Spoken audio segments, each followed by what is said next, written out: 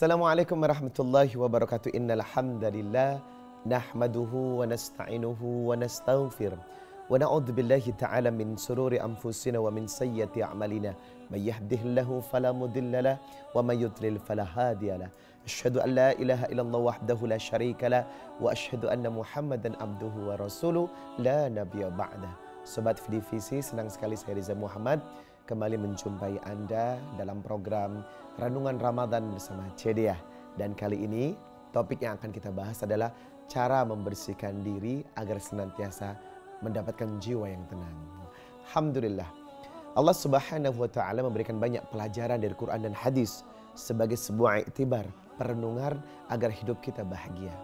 Rasulullah sallallahu alaihi wasallam bersabda, "Taraktu fikum amraini lan tadillu ma tamassaktum bihima kitaballahi wa sunnata rasulihi." Dua perkara yang aku tinggalkan kepada umatku, selama umatku berpegang teguh kepadanya tidak akan pernah sesat dan akan bahagia, yakni mereka yang berhukum kepada Quran dan hadis. Bahkan secara literal Allah memberikan ketentuannya dalam Quran surah An-Nisa ayat 59. Ya ayyuhalladzina amanu atiullah atiur rasul wa ulil amr minkum fa in tanazza'tum fi syai'in farudduhu ila Allah war rasuli in kuntum tu'minuna billahi wal yawmil akhir dzalika khairu ahsanu ta'wila. Ini merupakan 3 kalimat mutlak yang mesti ada dalam jiwa seorang muslim. Taat kepada Allah, taat kepada Rasul, taat kepada pemimpin, dan menjadikan sumber hukum dan Quran sebagai pedoman hidup agar hidupnya senantiasa berbahagia. Jiwa yang tenang adalah mereka yang senantiasa taat kepada aturan-aturan Allah. Ya ayyatuhan nafsul mutmainnah irji'i ila rabbiki radiyatan mardiyah fadkhuli fi ibadi wadkhuli jannati. Jiwa yang tenang disebut mutmainnah. Jiwa yang senantiasa selalu bisa menghadapi kehidupan ini dengan konsep-konsep yang Allah tawarkan kepadanya. Syukur, sabar, itu jiwa yang tenang. Rasulullah sallallahu alaihi wasallam bersabda, "Ajaban li amril mu'min, inna amrahu kullahu khair, wa laysa dzalika li ahadin illa lil mu'min. In asabathu sarra'u syakara fakana khairul lahu, wa in asabathu dharra'u sabara fakana khairul lahu." Sungguh menakjubkan jiwa mukmin yang tenang. Karena apa? Dia punya konsep 2 dalam hidupnya, rasa syukur dan sabar. Ketika Allah mengujinya dengan berbagai ujian yang datang, dia bersabar. Dan ketika Allah melapangkan rezekinya, lalu ia bersyukur.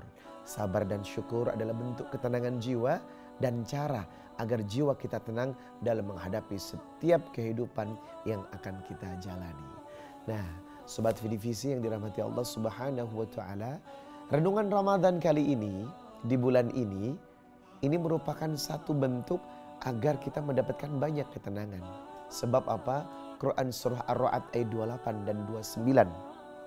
Alladzina amanu wa tatma'innu qulubuhum bidzikrillah ala bidzikrillahi tatma'innul qulub walladzina amanu wa 'amilus solihati tuba lahum wa husnul ma'ab. Orang-orang yang beriman kepada Allah, tatma'innul qulub, sudah pasti jiwanya tenang. Kemudian orang-orang yang beriman dan beramal saleh, tuba lahum, akan Allah berikan kebahagiaan. Nah, bahagia inilah kata kunci yang senantiasa kita cari dalam hidup ini. Ramadan selama 30 hari mendidik seseorang melatih dirinya dengan ibadah yang konsepnya mendekatkan diri kepada Tuhan. Pendekatan diri kepada Allah adalah konsep ketenangan. Pendekatan diri kepada Allah adalah konsep kebahagiaan. Maka 30 hari berpuasa, menahan lapar dan haus agar kita juga bisa mengendalikan syahwat dan bisa merasakan bagaimana kebutuhan saudara-saudara kita yang hanya makan sehari sekali atau bahkan sehari makan, sehari tidak. Nah, yang kedua, sholat tarawih, sholatul lail mengajarkan kepada kita semakin seseorang dekat kepada Allah dengan ibadah, maka semakin jiwanya akan menjadi tenang, sebab ketenangan mutlak Allah yang mengirimkan. Yang ketiga, kita dilatih untuk berbagi melalui konsep sedekah dan zakat. Jadi Islam mengajarkan kita bukan cuma sukses kepada Allah, tapi juga sukses kepada manusia. Rasulullah sallallahu alaihi wasallam bersabda, "La yu'minu ahadukum hatta yuhibba li akhihi ma yuhibba li nafsi." Tidak sempurna iman seseorang sampai ia mencintai orang lain seperti mencintai dirinya sendiri. Masya Allah, ketenangan inilah yang akan kita rasakan ketika konsep pendekatan diri kepada Allah kita kerjakan secara maksimal. Satu nasihat dalam satu riwayat Tirmidzi, dan ini merupakan 3 kalimat sakti yang sebenarnya ucapan Rasulullah kepada Abu Dzar, seorang sahabat di masanya. Namun secara umum nasihat ini diberikan kepada kita sebagai bentuk perenungan agar kita tenang.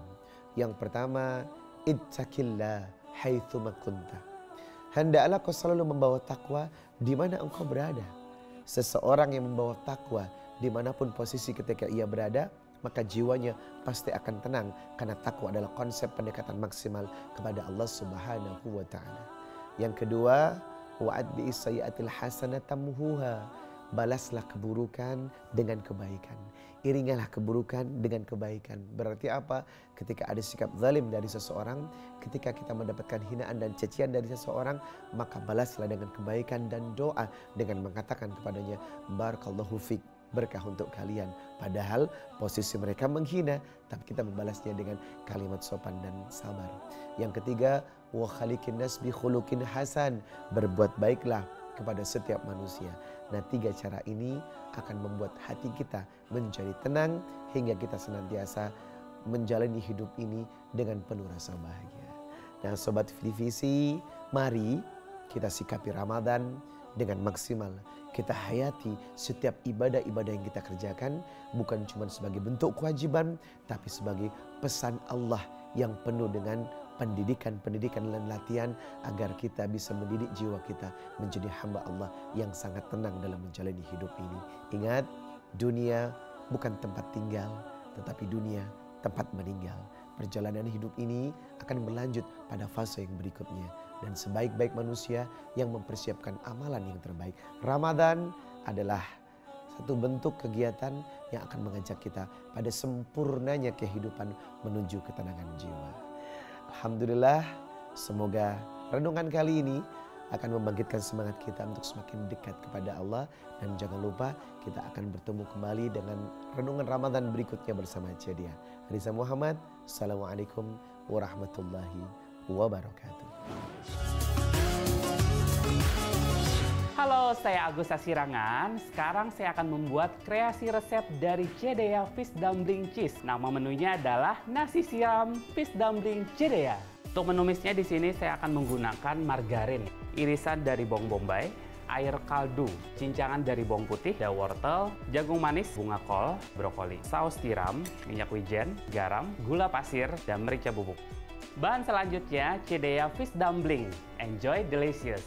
Ada 4 pilihan, ada Cedea Fish Dumpling Cheese, chicken, tobiko, matcha, and curry. Selanjutnya kita masukin Cedea Fish Dumpling Cheese-nya. Tepung maizena ya. Dan di sini untuk nasinya bebas, kalian bisa menggunakan nasi putih, nasi goreng, atau butter rice juga boleh ya. Sudah jadi gampang sekali membuatnya dan tampilannya juga cantik banget. Ini dia nasi siram fish dumpling Cedea. Cedea, ikan olahan bermutu.